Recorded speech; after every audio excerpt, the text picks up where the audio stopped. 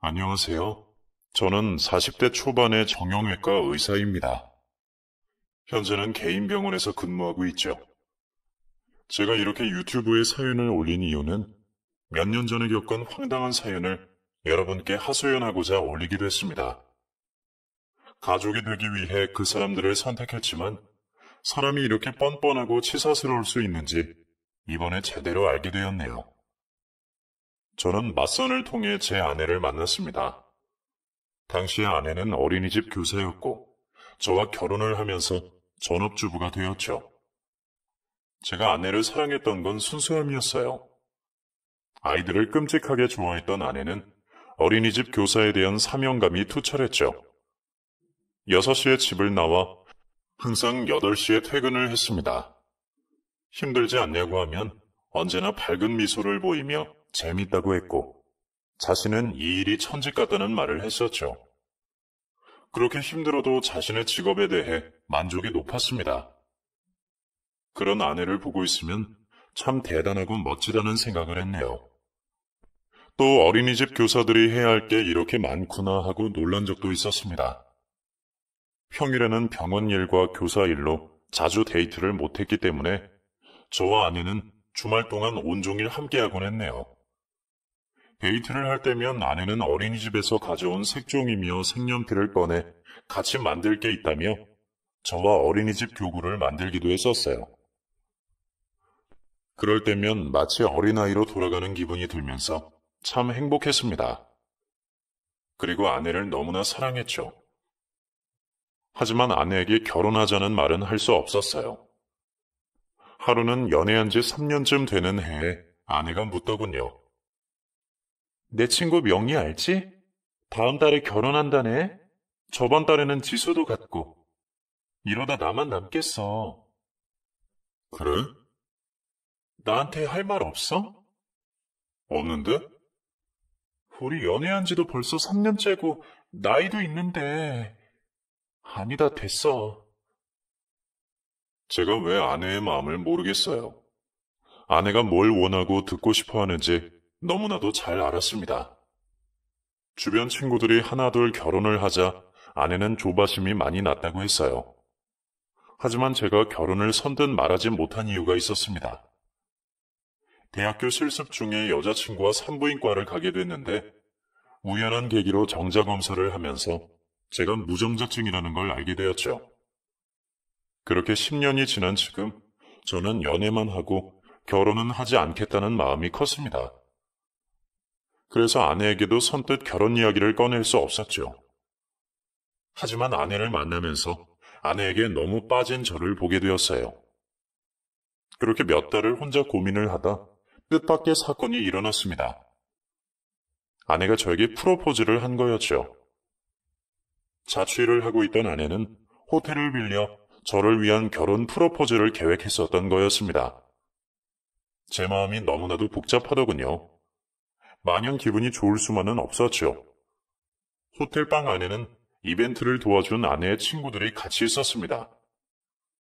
그 안에서 제가 프로포즈를 받지 않고 거절을 한다면 아내에게 엄청난 상처를 주는 거였죠. 저는 우선 아내가 준비한 시계와 커플링을 받고 고맙다는 인사를 했습니다. 그 다음 아내는 저에게 결혼하자라는 말을 했네요. 정말 그 말만은 안 나오길 간절히 빌었는데 아내의 입에서 결혼하자는 말이 나오자 눈앞이 캄캄했습니다. 모두들 당연히 결혼 생략을 할 줄 알았겠지만 제가 뜸을 들이고 망설이자 친구들이 하나둘 눈치를 보기 시작했습니다. 긴 정적이 흐르고 제가 아무 답을 못하자 아내가 다시 한번 묻더군요. 결혼하자니까. 그게... 또다시 찾아온 침묵에 아내의 친구들은 하나둘 짐을 챙기며 나가더군요. 아내는 화가 난 표정으로 저를 노려만 보고 있었습니다.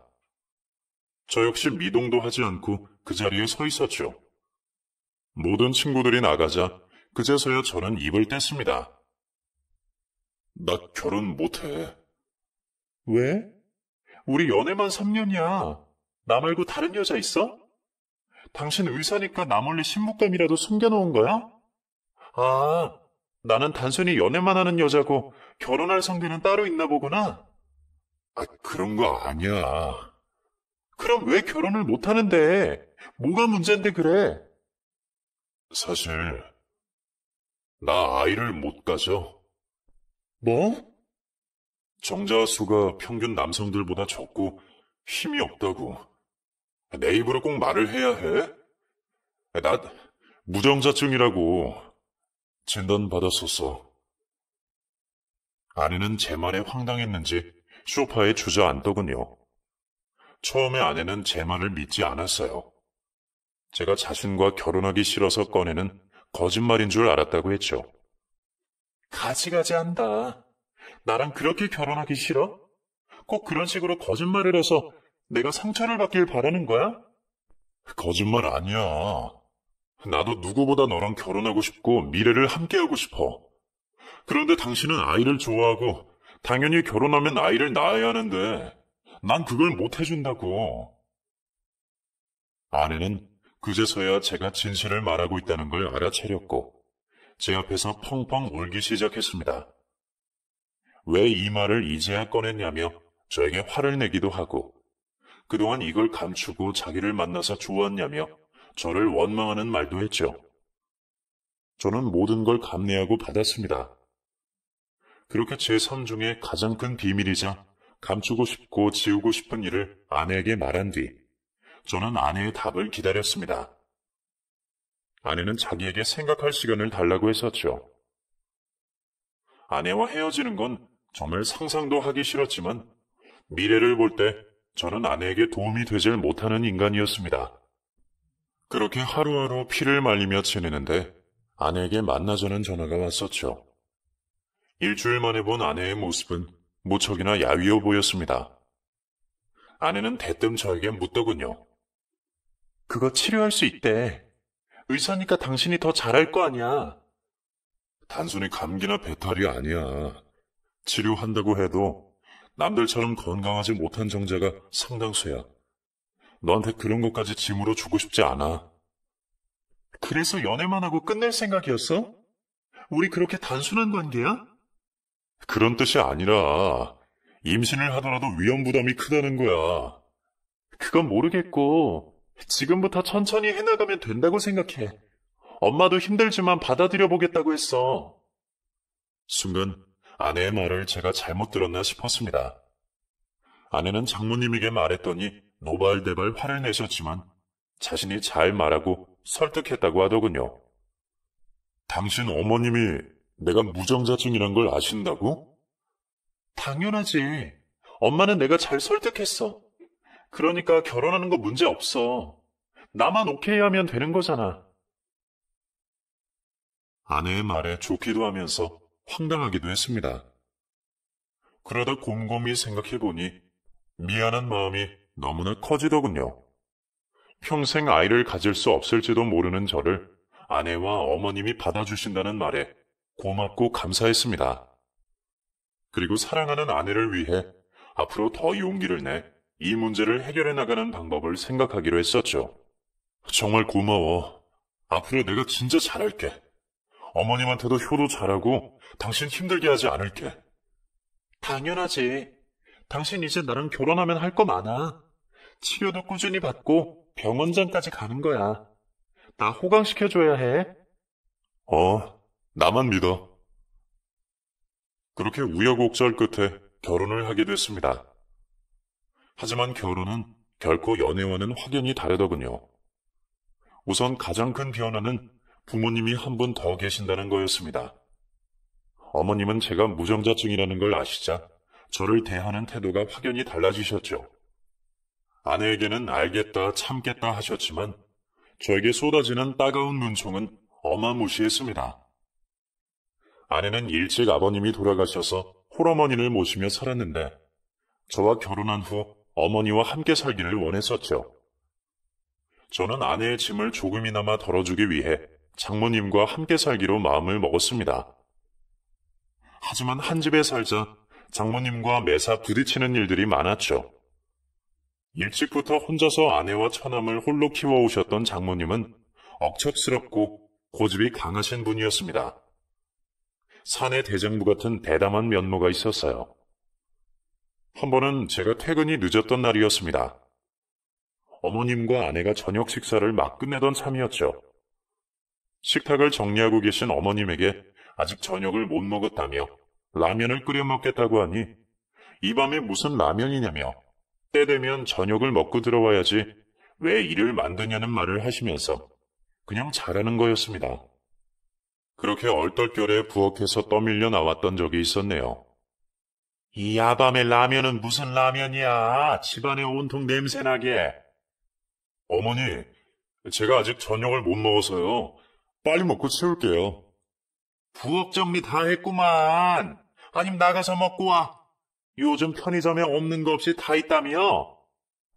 아내는 저와 어머님 사이에 관여하고 싶지 않다며 안방으로 휙하니 들어가더군요. 결국 한겨울에 급하게 외투를 걸치고 집 앞 편의점에서 컵라면으로 저녁을 때웠던 기억이 있네요. 솔직히 이런 건 어머님이 저에게 한 행동에서 심한 축에도 끼지 못합니다. 또 한 번은 처남이 결혼을 하겠다며 만나고 있는 여자를 저희 집에 데리고 온 적이 있었어요. 서로 동갑내기 커플은 누가 봐도 참 잘 어울렸습니다. 그런데 어머님이 느닷없이 저와 아내랑 처남 내외가 있는 자리에서 황당한 말을 하시더군요. 우리 아들은 건강하지? 어? 엄마, 그게 무슨 말이야? 왜 한 번을 말해서 못 알아들어? 네 형부가 앓고 있는 거 무정자증 말이야. 우리 아들은 그런 병 없지? 아, 그거? 내가 매형인 줄 알아. 엄마 걱정 마요. 자기야, 자기도 나 건강한 거 알지? 역시 내 아들이야. 어머님의 말을 듣는 순간 제 귀와 얼굴이 빨갛게 달아오르는 걸 느낄 수 있었습니다. 너무나 아무렇지 않게 말을 하는 걸 보고 모든 식구가 제가 무정자증이라는 걸 다 알고 있구나 라는 생각이 들었죠. 그동안 저는 어머님과 아내만 알고 있는 줄 알았기 때문에 알게 모르게 배신감을 느꼈습니다. 그날 밤 아내에게 따져 물어봐야 했네요.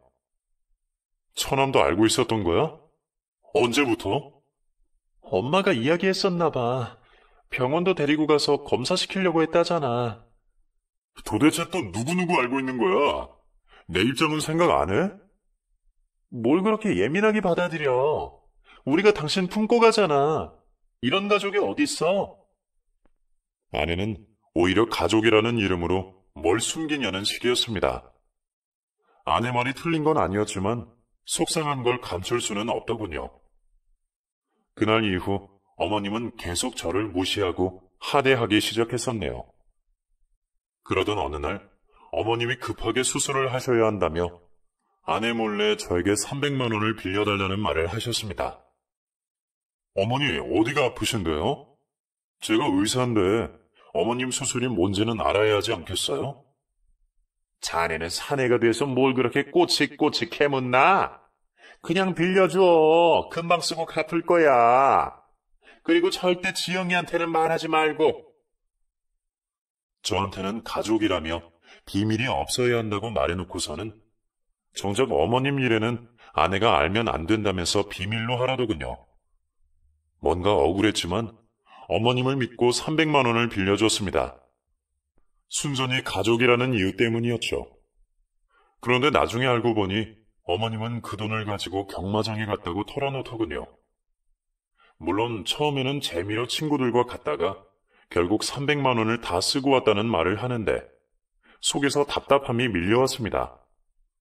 처음부터 그 돈을 빌려드린 건 받으려고 빌려드린 게 아니고 사위로서 해드려야지 했었죠.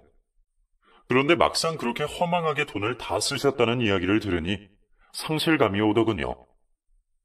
이런 문제들이 점점 발생하다 보니 잦은 부부싸움이 일어나고는 했습니다.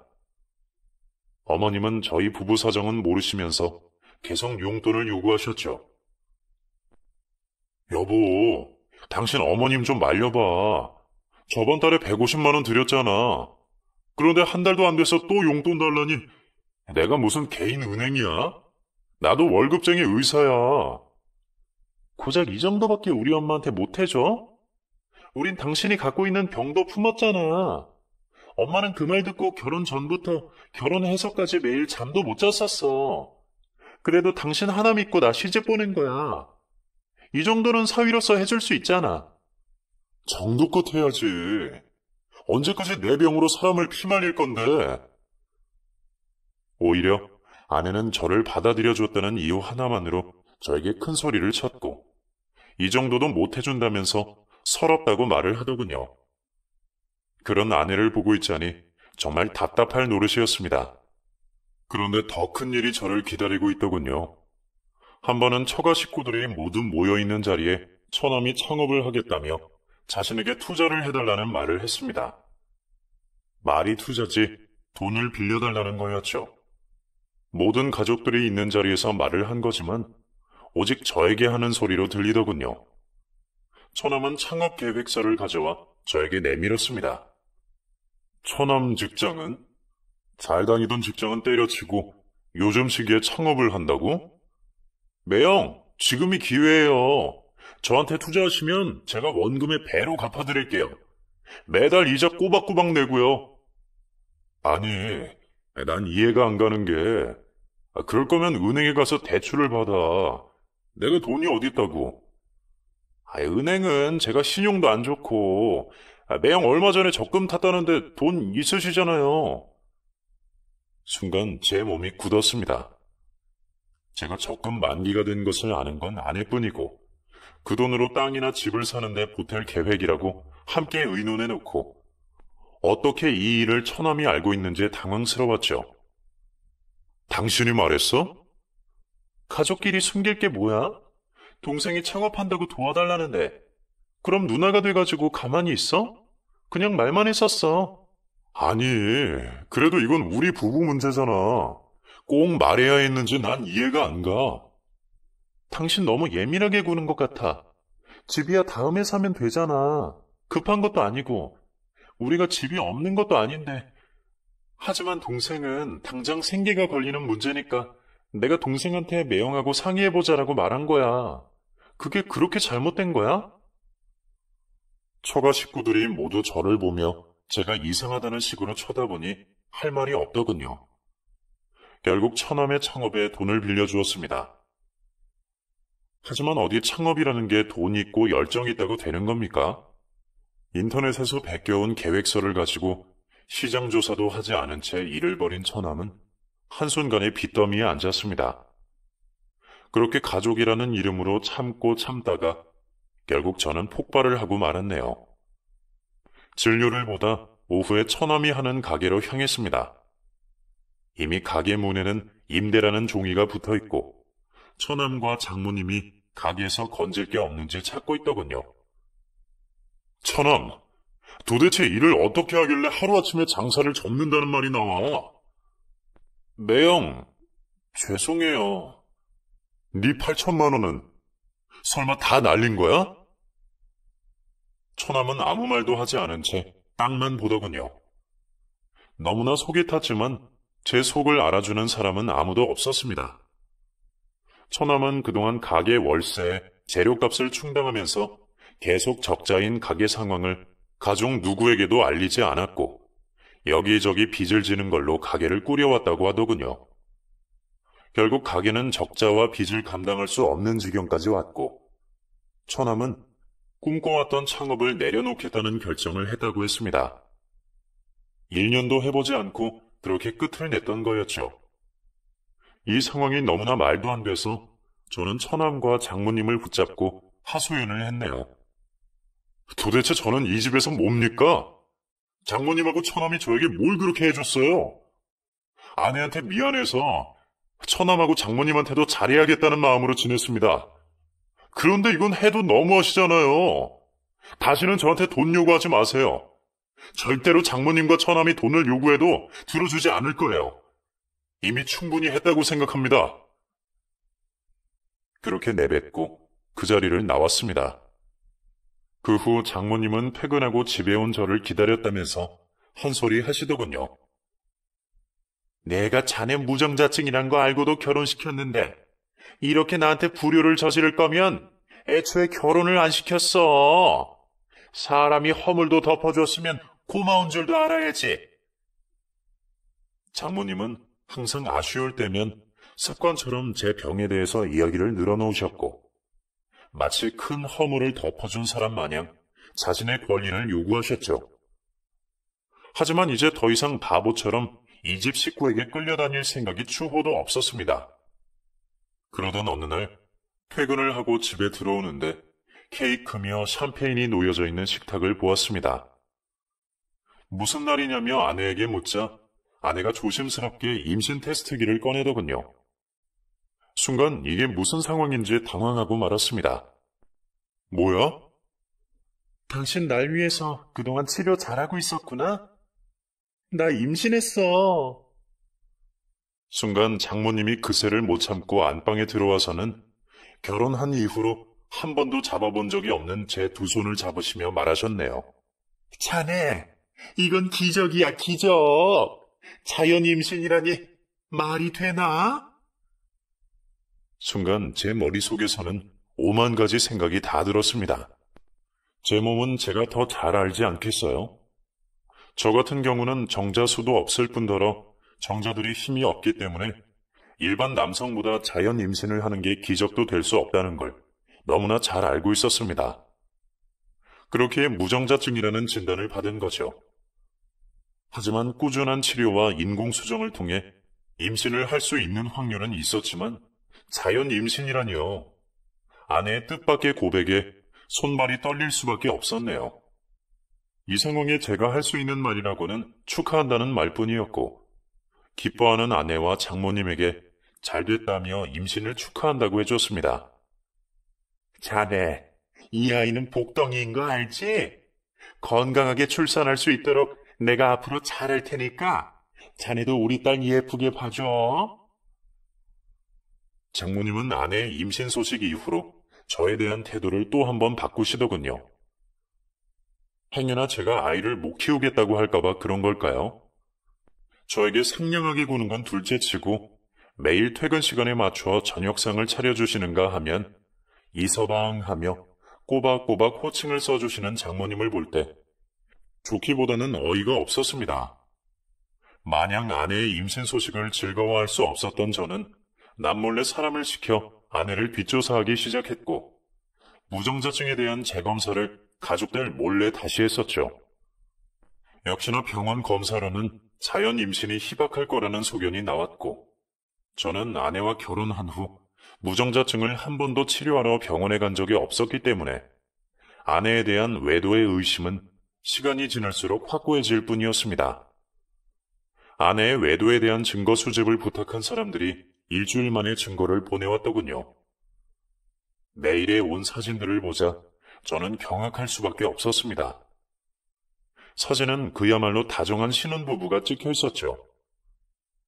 아내는 아직 임신 초기여서 겉으로 뚜렷하게 임산부인 건 모르겠지만 내연남과 함께 산부인과에 가는 사진과 병원에서 나오는 사진, 그리고 함께 쇼핑을 하며 웃는 사진들이 왔었습니다.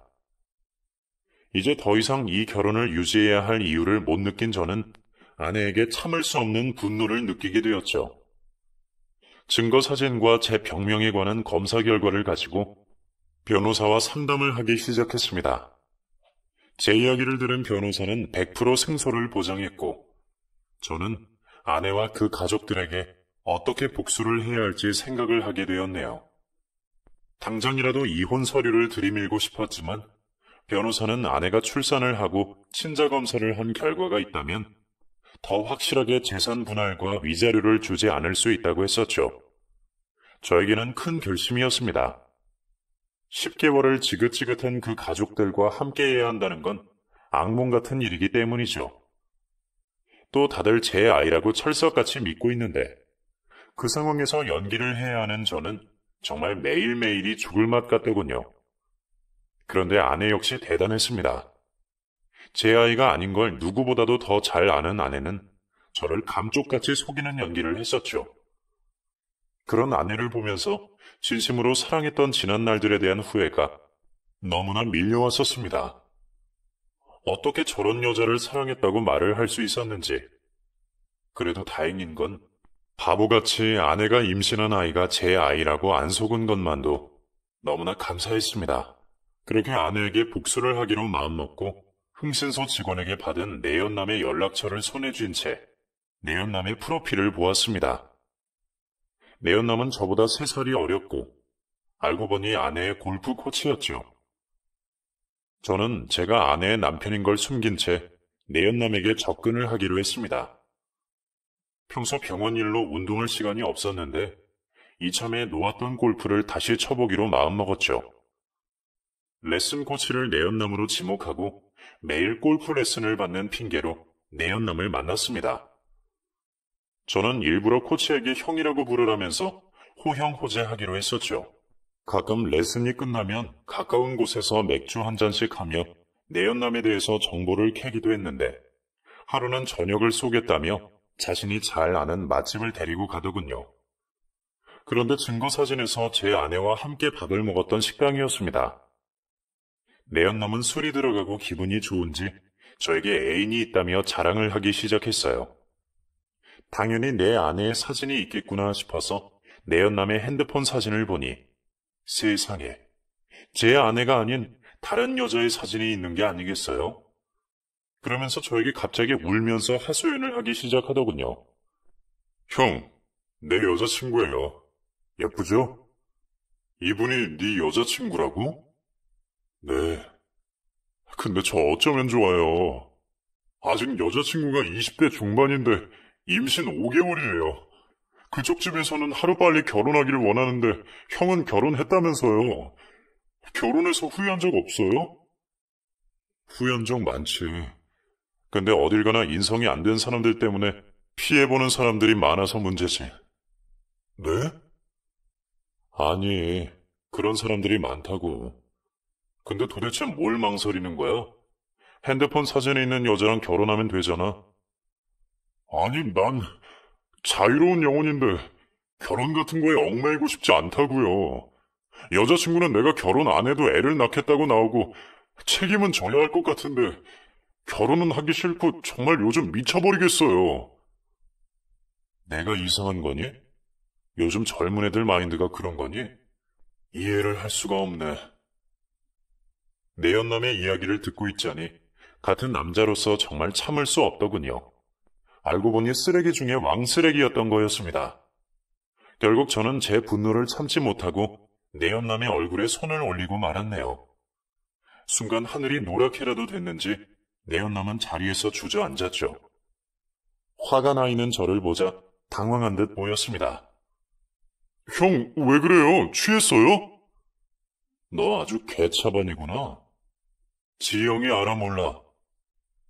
순간 제 입에서 아내의 이름이 나오자 내연남은 그제서야 상황이 돌아갔는지 벌떡 자리에서 일어나더군요. 도대체 어떤 정신머리면 이런 상황을 만드는지 정말 이해가 안 갔습니다. 내 아내도 임신시키고 지금 만나는 여자친구도 임신시키고 그렇다고 딱히 누구 한 명을 책임진다는 것도 아니고 내 아내랑 어디까지 이야기됐어? 같이 병원도 드나들던데 저는 정말 몰랐어요. 형님 오해 마시고 지영이가 절 너무 좋아해서 지영이는 형님 아이로 키우겠다고 했어요. 저보다 의사 아빠가 더 아이한테 좋을 거라고요. 그래서 헤어지자고 했는데 저한테 아이에 대한 책임도 지라면서 계속 저를 만나겠다고 하니 저도 너무 답답해요. 사는 건 나랑 살고 계속 너랑 즐기겠다는 거야 뭐야? 그게 말이 돼? 지영이 만나지 말라고 하시면 절대 안 만나요. 여기서 끝낼 수도 있어요. 뚫린 입이라고 막말을 하는 내연남을 보니 화가 더 치밀더군요. 그리고 아내의 계획 또한 참을 수 없는 분노를 일으켰습니다. 어떻게 사람의 탈을 쓰고 저에게 그럴 수 있는지. 단지 제가 아내 옆에 있었던 이유는 의사라는 직업 하나뿐이라는 게 참을 수 없이 화가 났습니다. 저는 이 문제를 어떻게 해야 할지 답답했었죠.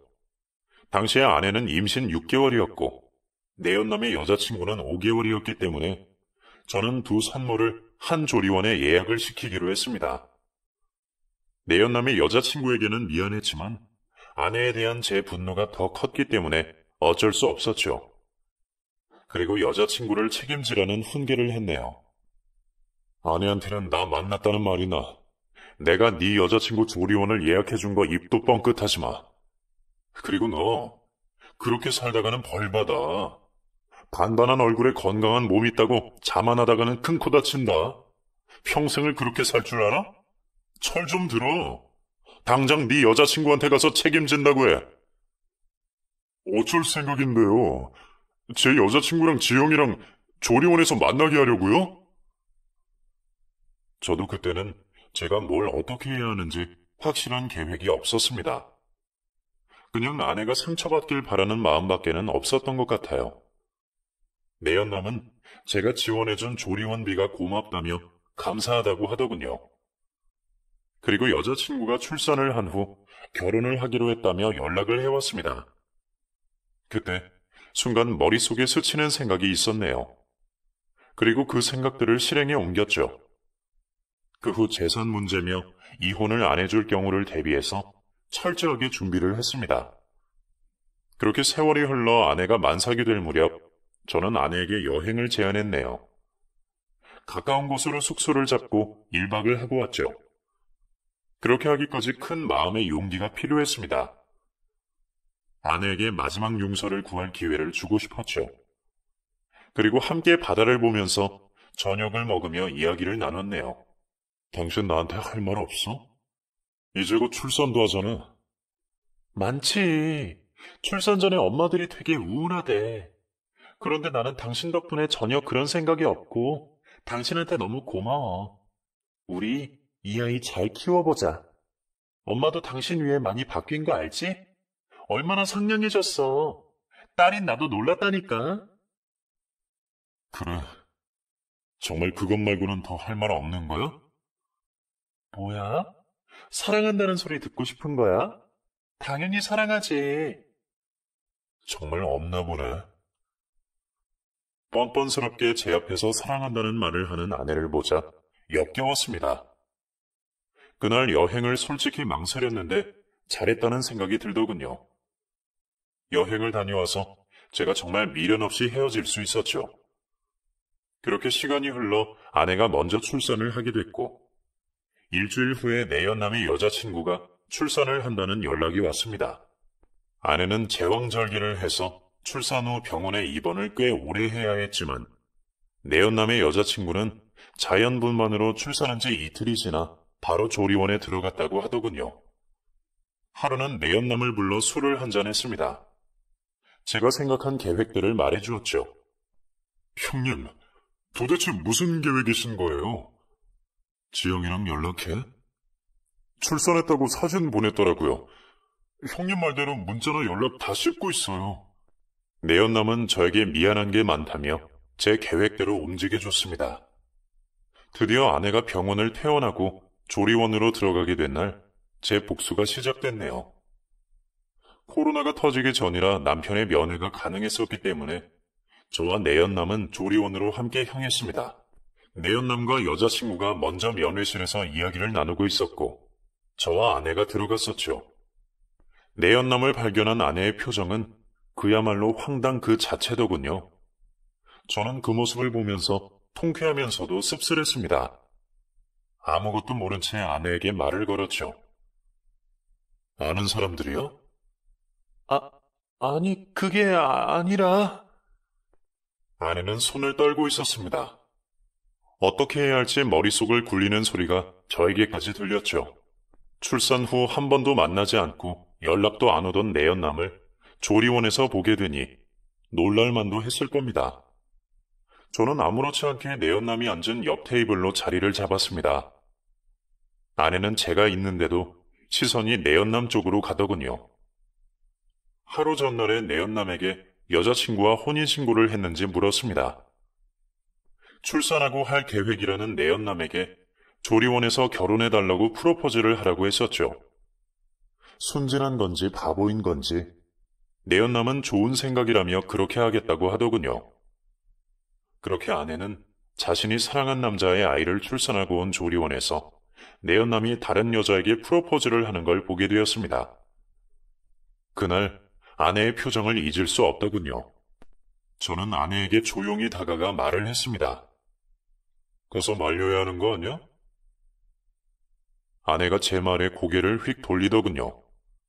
처음에는 딱 잡아떼더니 제가 꼼짝도 하지 않자 느낌이 좋지 않았나 봅니다. 무슨 말이야? 내가 말릴 이유가 뭐가 있어? 아니, 지금 신생아실에서 있는 네 아이의 아빠잖아. 그런데 다른 여자가 있었더라고. 그리고 네 앞에서 다른 여자랑 결혼한다잖아. 그제서야 아내는 저를 제대로 보더군요. 저에게 언제부터 알고 있었냐며 제가 꾸민 짓이냐며 꼬치꼬치 캐물었습니다. 당신 알고 있었어? 너희 가족이 그렇게 무정자증이라고 동네방네 소문을 내놓고서는 내 아이를 자연 임신했다고? 너 날 어떻게 본 거야? 나 의사야. 내가 그것도 모를 줄 알았어? 다 알고 있었으면서 어떻게 이렇게까지 오게 만들어? 사업자득인 거지. 아이 아빠가 다른 가정을 꾸렸는데 이제 너는 낙동강 오리알 신세인가? 저는 당황해하는 아내에게 이혼 서류를 내밀었고 내어남은 제 아내에게 다가와 우리 이제 끝났다는 말을 하더군요. 아내는 갑자기 저에게 매달리면서 울기 시작했습니다. 저는 최대한 일을 시끄럽게 하지 않기 위해 이혼 서류를 놓고 조리원을 나왔죠. 그 후 조리원에서 연락이 왔는데 환불을 해주겠으니 패소를 요청하더군요. 아내는 밤마다 울며 다른 산모들에게 피해를 준다는 조리원 원장의 말이었습니다. 이 사실을 장모에게 알리고 아내를 데리고 와야겠다고 했죠. 장모는 아무 일도 모른 채 아내가 출산 후 우울증이 온 줄만 알고 아내를 조리원에서 데리고 왔습니다. 그 후 아내는 장모와 함께 집으로 왔지만 그 틈에 저는 집 비밀번호를 바꿔놨네요. 저에게 수십 통의 전화가 왔지만 받지 않았습니다. 그리고 퇴근해서 집을 가보니 장모가 저를 기다리고 있더군요. 자네가 그러고도 사람이야? 출산한 아내를 밖에서 기다리게 하고 집 비밀번호는 왜 바꾼 거야? 지영이는 내가 동생네 집에 아이랑 가 있으라고 했어. 도대체 이러는 이유가 뭐야? 저는 장모님께 변호사와 함께 준비한 서류를 꺼내 보였습니다. 그 안에는 아내가 외도한 증거뿐 아니라 처남을 고소한 고소장도 함께 있었죠. 장모는 이 사실을 모르고 있었던 것 같았습니다. 제가 꾸민 짓 아니냐며 믿을 수 없다는 말을 하더군요. 지영이가 아무 말 안 했어요? 그동안 제 아이라고 하면서 내연남의 아이를 품고 그것도 모자라 아이를 제 호적에 올리려고 했어요. 그러면서 아직까지도 내연남을 못 잊고 있는데 그런 말은 안 했나 보죠? 저는 장모에게 아내가 이혼을 순순히 해주면 동생에 대한 고소는 취하해 주겠다고 했고 장모에게 더 이상 할 말이 없으니 돌아가라는 말을 했습니다.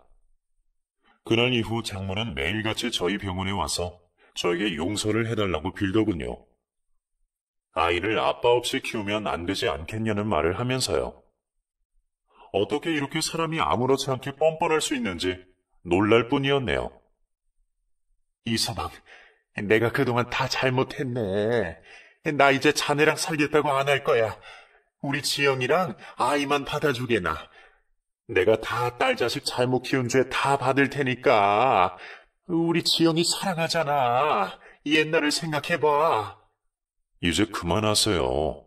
제 아이도 아닌데 저보고 그 아이를 키우라고요? 정말 너무하신 거 아니에요? 제 인생 중에 지울 수만 있다면 지영이를 만난 날을 지우고 싶을 정도니까 이쯤에서 그만하세요. 그동안 할 만큼 했고 더 절 자극하지 마시라고요. 지영이까지 고소하게 만들고 싶으세요? 딸을 고소하겠다는 말에 장모는 화를 내며 저를 다그치기 시작했습니다. 역시 사람은 절대 변하지 않는다는 걸 알았죠. 저에게 아양을 떨며 다가오던 장모님은 예전에 갑질하던 모습으로 바뀌더군요. 너 말이면 단 줄 알아? 절대 이혼 못할 줄 알아. 내가 그렇게 쉽게 놔줄 것 같아? 네 재산 반은 우리 지영이 거야. 장모는 본인의 화를 못 이기고 결국 간호사의 신고로 병원을 나갔습니다. 그 후 내연남은 지방으로 내려가 여자친구와 행복하게 살고 있다며 잊을만 하면 가끔 제게 문자를 보내오더군요. 저는 더 이상 연락하지 말라고 했지만 내연남은 제가 생명의 은인이라며 저에게 늘 고맙다는 말을 했습니다. 그리고 자신이 착실하게 마음 잡고 살 수 있게 도와준 사람이기 때문에 계속 연락을 하고 싶다고 하더군요. 그날 이후 제 핸드폰 번호를 바꿨네요. 또 아내는 몇 달간 합의 이혼을 안 해주다가 본인들이 불리할 것 같다는 이야기를 들었는지 순순히 합의 이혼을 해주겠다며 만나자고 하더군요. 그러면서 저에게 동생의 고소를 취하해 줄 수 없냐는 말을 했습니다. 당신이 원하는 대로 이혼도장 찍을게.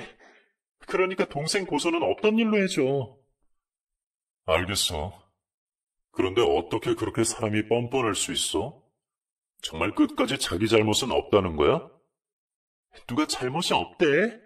당신 때문에 우리 엄마는 안 하던 식당 보조일을 해. 나도 졸지에 싱글맘이 돼서 이제는 누구 만나서 결혼도 못하고 내 인생 이렇게 망가졌어. 또 내 동생은 고소당할 판이고 이혼 이야기도 오고 있어. 이 정도 했으면 된 거 아니야? 내가 너희 가족을 그렇게 만들었다고 생각해? 그 생각 자체가 잘못됐어. 이 일을 초래한 건 너야. 그 후 다시는 아내를 만나지 않았습니다. 또 합의 이혼을 해주면 처남을 고소하지 않겠다고 했지만 제 돈 8천만 원을 받아내야 했기 때문에 결국 처남을 고소했네요.